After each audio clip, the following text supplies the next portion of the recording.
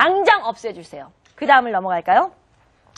자, 엄마표 영어 그림책을 읽어주는 방법을 이제부터 이제 알려드리도록 하겠습니다. 자, 첫 번째는요. 반대말을 적극 활용하라. 엄마표 그림 영어 책을 읽다 보면 반대말이 가끔씩 나옵니다. 반대말은요, 굉장히 자극적이고 대조적입니다. It's big! It's small! 굉장히 아이들이 자극적으로 쉽게 빨리 외워버립니다. big을 알면 small은 거저 먹는 거죠. It's tall! It's low. It's heavy. It's small. 반대말로 그림책을 읽어주면서 해야 됩니다. 두 번째는요. 어려운 단어나 표현이 나오면 그거를 둘 중에 하나입니다. 그림 영어 사전을 통해서 아이가 쉽게 이해를 하게 하든지 곧바로 그 즉시 한글 설명을 풍부하게 뒷받침해서 빨리 설명을 하고 들어갑니다. 어떤 저자는 이렇게 말하죠. 아, 여러분, 영어 그림책을 읽어줄 때는요, 그냥 일단 모르는 단어 나오면 밑줄 긋고 그냥 넘어가세요. 일단 끝까지 넘어가세요. 유아 엄마표 영어 회화책에서는 이게 통하지가 않습니다. 자, 왜냐? 세 가지 이유 때문입니다. 첫 번째, 영어 단어는요, 유행어처럼 그때그때 달라요. 자, 예를 들어볼까요? take란 단어가 있습니다. take. 그러면 이 take가요, 첫 페이지에서는 이렇게 나올 수도 있어요. 다 함께 따라해볼까요? take it! Take it. 가져가! take it! Take it. 근데 어떤 3페이지 3에서는 don't take it! Don't take it. 빼앗지 마! 이럴 수도 있고요. 응? 갑자기 앞에 I'll take it! I'll take 내가 그거 살게요, 돈 주고. 뜻이 정말 계속 그때그때 달라요거든요.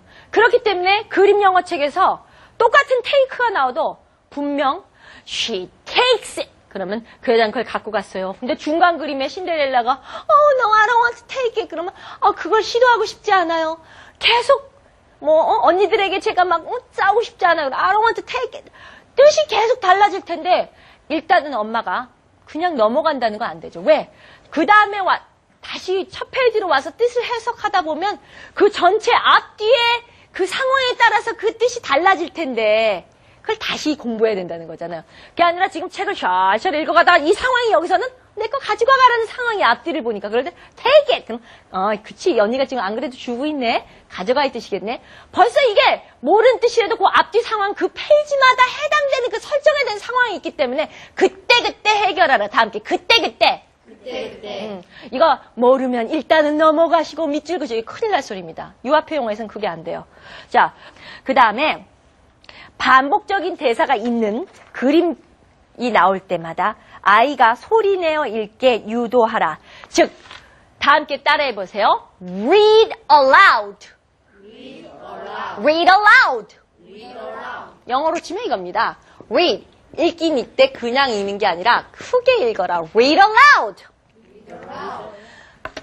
요즘 이게 대세죠. 묵독, 즉 정독이냐, 음독, 즉 낭독이냐. 책을 읽는데 두 가지 방법이 있어요.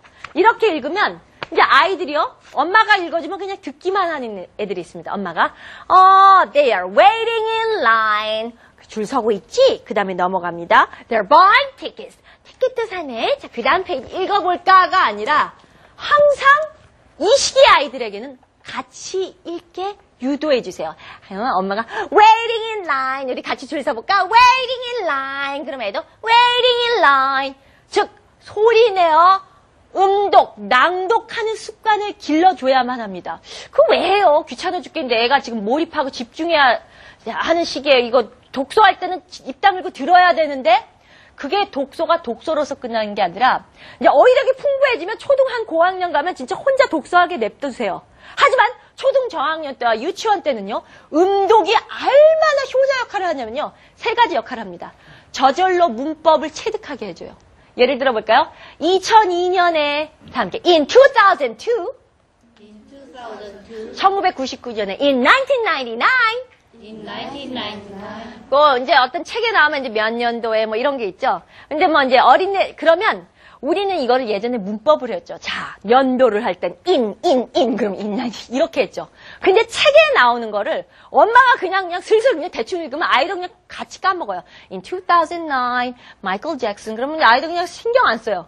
그러다 갑자기 2002년도를 자기가 이제 말하려고 그러면, on 2009, 헷갈립니다.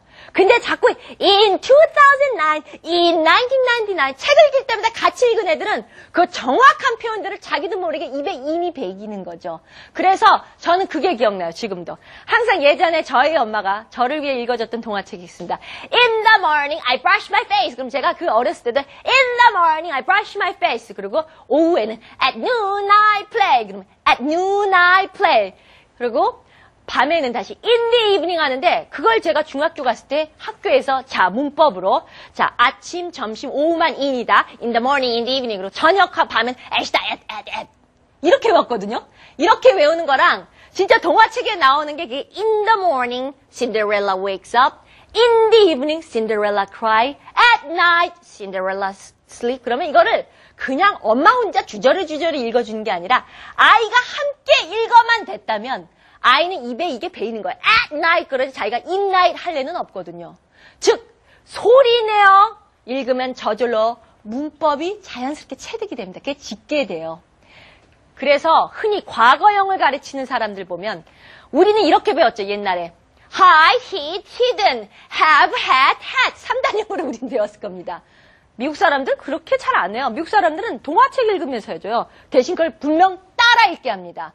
예를 들어서 hide 숨자의 과거형은 hid죠. 그러면 Cinderella hid behind the door, hid behind the chair, hid behind the desk, hid. 그러면 아이는 그 다음에 자기가 말로 I hid 이렇게 되죠. 근데 이거를 hide의 과거는 hid야. 왜 와? hid. 이렇게 하는 거하고 책을 읽으면서 아이가 대신 같이 외쳐줘야만이 hid가 익숙해져요. 입에도. 그걸 귀로만 듣고 입으로 가만히 듣고 있으면 또 중간에 까먹어요. hide였는지 hid였는지 hid였는지. 즉 책을 읽을 때는 소리내어 외치게 해야 됩니다. 다 함께 read aloud. read aloud. 낭독형 아이로 초등학교 땐 길들여야 됩니다. 그 다음에 이제 어휘력이 풍부해지고 그럼 그 다음부터는 정독이 스스로 이제 읽게 되는 거죠. 그걸 잊지 마시고요. 자, 그 다음 제일 중요한 거 shadow reading. shadow reading은 뭐냐면 그림자처럼 똑같은 속도와 똑같은 발음과 똑같은 억양으로 CD 원어민의 발음을 따라 읽는 걸 shadow reading이라고 그러죠. 아이가 뭐 글을 좀 빨리 배운 애건 글을 아직 안 배워서 책을 못 읽는 애건 소리 내어서 그 엄마가 다 읽어준 걸 이제 나중에 엄마도 따라 읽고 다 됐으면 CD로 들려줬을 때 CD를 따라 읽게 해야 돼요. 근데 shadow reading은 여기서도 다시 한번 수준이 나옵니다. shadow reading이 긴 거면 따라할 수가 없어요. 자, 여러분도 한번 나랑 따라해 보세요. 자, 다 함께 I go to school. I go to school by bus. 제가 CD예요. 여러분은 지금 shadow reading 하고 있어요. I go to school by bus every day. 서서히 무너지기 시작해요. I go to school by bus every day with my father. 다시 웅성웅성. 그 다음 I go to school by bus with my father at 6 o'clock. 자, 진짜 무너졌어요. 자, 이게 뭐냐면 shadow reading이랍시고 어떤 엄마들 보면 그냥 무조건 그냥 틀어대고 다 따라하라 그래요. 이게 따라할 수 있는 아이의 한계가 있습니다. 나이마다. 아기 때는 apple만 틀어주는 거야 진짜. apple 그럼 apple 듣고 따라할 수 있겠죠 같이. 근데 5살 되더라도 아이가 할 수 있는 건 I go 정도지. 5살 아기인데 I go to school by bus every 이건 안 되는 거죠. 즉 shadow reading조차도 수준이 자기보다 낮아야 된다는 거죠. 그러면 요게 힘이 얼마나 쌓이냐면요. 참 기억이 납니다. 저도 apple이라고 따라했던 애가 1년 뒤면 red apple를 CD를 듣고 따라하고 또 1년 뒤면 I like red apple. 또 1년 뒤면 5살 되면 I like red apple very much까지 따라할 수 있고 더 긴 것도 따라하고 나중엔 장문장을 똑같은 속도로 따라할 수 있게 될 땐 이미 게임 끝난 거죠. 그렇기 때문에 shadow reading을 지금부터 훈련을 한 발자국 한 발자국 이거랑 똑같아요. 우리 엄마 한 발자국 제가 우리 아이가 참 성장이 늦었어요. 칠삭동이라서 그럴 때 남들 막 뛰어다녔을 때 그게 제일 부러웠어요, 저는. 근데 돌이 지나서도 계속 기어다니고. 근데 한 3개월 될 때 첫발 뛰더라고. 오! 좋아, 좋아! 좋아, 좋아 하는데 정말 여기 있을 때 야! 그러고 잡아당기는 게 아니죠. 그 다음에 따 걷는 데는 시간이 걸린다는 거죠. 섀도우 리딩, 말하기, 독해 모든 게 단계별로 나가야 된다는 거 잊지 마시기 바랍니다. 자, 그 다음. 자, 무조건 그림책 순서는 엄마가 맨 처음 읽어줘야 됩니다. 이거를 CD로 먼저 들어보고 우리 그 다음 같이 해석해볼까라는 엄마들이 의외로 많습니다. 엄마가 맨 처음 읽어주는데 맨 처음 읽을 땐 시간이 엄청 걸릴 거예요, 아마. 왜? 해석도 약간 쳐줘야 되고 설명도 해줘야 되고 이 스토리 상황도 좀 돌아가야 되고 이해력이 좀 느린 애들은 어떻게 돌아가는지도 모르고 잠깐 엄마가 부연 설명도 해줘야 되기 때문에 영어책 같은데 알고 보면 엄청나게 뭐 설명과 뭐 엄마가 막 동작도 해주고 아이가 이 책에 흥미를 붙이게끔 한 권에 쏟는 노력이 첫 번째는 굉장히 많이 들어갈 겁니다. 그 다음에 재밌어 했다. 그러면 이제 요거의 영어 단어들이나 요 문구의 뜻도 알았다. 그럼 한글을 싹 빼세요. 그 다음에 영어로만 이제 계속 읽어주고 아이와 즐겨요. 그래서 첫 번째는 우리말 해설과 함께 영어로 엄마가 읽어주고 아이가 좋아하게 만들어야 되니까. 그 다음에 only 영어로만 또 엄마가 읽어주고 그 다음 마지막에 오디오 CD를 같이 듣는데 짧은 거는 중간중간 쉬운 말은 엄마와 함께 따라도 해야 됩니다. 홀로 듣게 하는 거는 정말 다 된 밤에 코 푸는 거예요. 이만큼 99% 해놓고 1원 안 써갖고 망하는 겁니다. 왜? 엄마가 그렇게까지 했는데 마지막을 자 이제 들어? 그러면 거기서 아이가 이제까지 엄마랑 같이 지금 내가 해온 게 무너지는 거죠. 엄마도 같이 옆에 침대에 누우면서 들은 걸 같이 듣는 거면 거기서 카붐!